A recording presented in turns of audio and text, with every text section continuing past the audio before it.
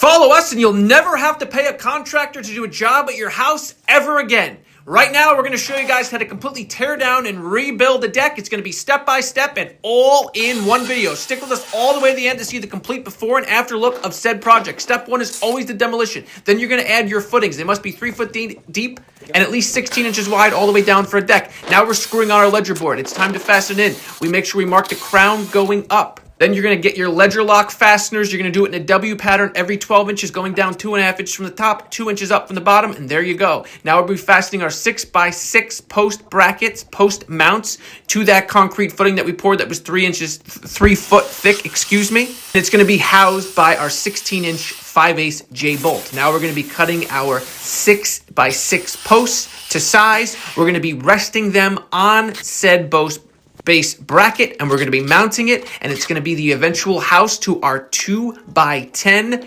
triple girder. We're going to be having 2 of these. It's a very long deck. It's a 22-foot deck by 11 foot wide. So we're going to have 2 separate girders on this deck that are going to be fastened to 6x6 posts. We're going to be laminating those triple girders using ledger lock laminating screws that are going to be 6 inches in length. They are red in color to classify them as the laminates so you know what they are. Now it's time to do our joists. Our joists are going to be 2x8 joists. We mark the crown going up, so that way once the wood goes on the decking, it will go down. You don't want any gullies where it will sag. We're doing every 12 inches on center because this is going to be a composite decking product. It's going to be a Trex Transcend decking that is going to be a tiki torch in color. Whenever doing composite decking, people always go 12 inches on center. We're then going we're overlapping and sistering over where the girder is. Then we're using hurricane ties to fasten the joists to the girder and joist hangers to fasten the joists, to the ledger board. Then cantilever over just under 2 foot from the end of our second girder to our end, and we put our rim board on absolutely everywhere. Next, we take our black joist protectant paint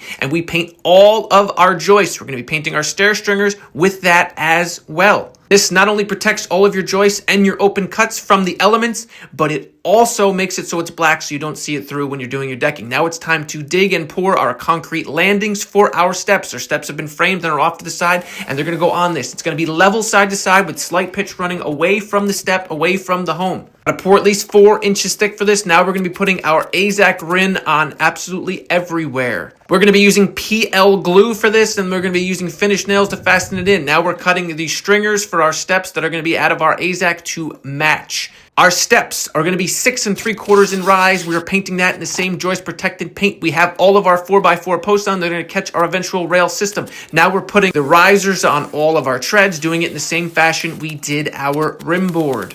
Once this is done, we can begin the picture framing of our decking. But first, we want to make sure the other sets of steps is done. This deck is going to feature 2 sets of steps, 2 different ways to enter and exit. Here you can see the Trex Transcend grooved pieces, and we have solid pieces that are going to be making up our picture frame border. We're going to be picture frame bordering not only the entirety of the deck, but each individual step as well. Now we must notch out for all of our 4x4 posts. This is a very tedious process. The best way to do it is cut it in, then take a jigsaw and cut out. We're then going to be using the screw and plug system for the entirety of the picture frame process. We have Trex Transcend tiki torch screws, so we screw and then we plug in those screws as shown so you can't see. Then we run the decking behind it. You want it to hold 2 boards, so you want at least 11 inches for your steps, so that way you can hold it in just 2 boards, one for the picture frame and then one on the inside. Once we're picture frame, we're running our decking on the inside, our inlay of all of our decking. We screw and plug the outside as shown right there, and we're using the hidden fastener system to run every piece of decking, starting at the back, running towards the house, so if there is a piece, it will be towards the house. There you can see the hidden fasteners.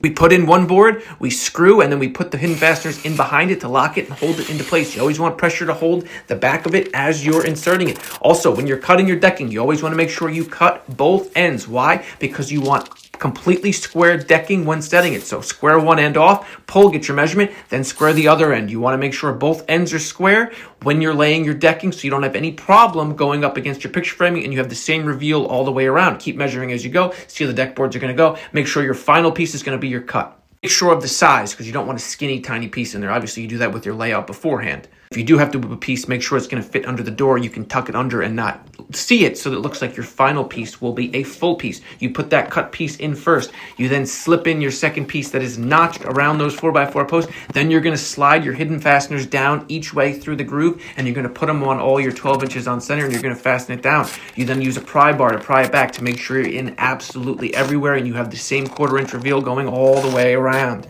Now that all of our decking is completely done, it's time to begin our rail construction. We're going to be using a veranda rail system. Going to feature a flat rail on the top. We're using rail covers, post caps, and post base. You trim your 4x4s to make sure they are the right size.